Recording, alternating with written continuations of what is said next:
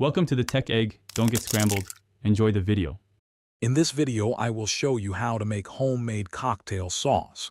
It's surprisingly simple. You'll need a few core ingredients to start.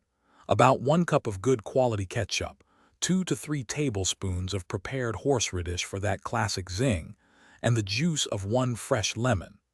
These 3 components form the delicious foundation of your perfect sauce, giving it a tangy and spicy base.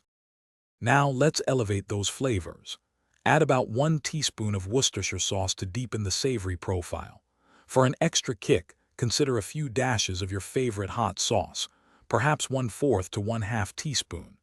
If you enjoy a more complex aroma, a small amount of finely minced garlic or onion, about 1/2 teaspoon, can truly enhance the overall taste. These additions make a big difference. Once you have all your ingredients ready, it's time to mix. Combine everything in a medium-sized bowl and stir until it's completely smooth and well blended. This is the fun part. Taste your creation.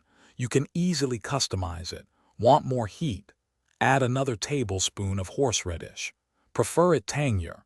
Squeeze in a bit more fresh lemon juice. Make it perfect for your palate.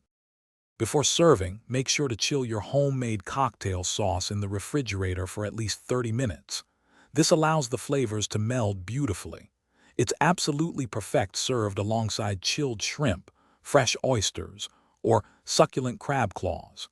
Any leftover sauce can be stored in an airtight container in the refrigerator for up to 1 week, ensuring you can enjoy it again soon. Enjoy! Thanks for watching. Consider subscribing if I helped unscramble your problems.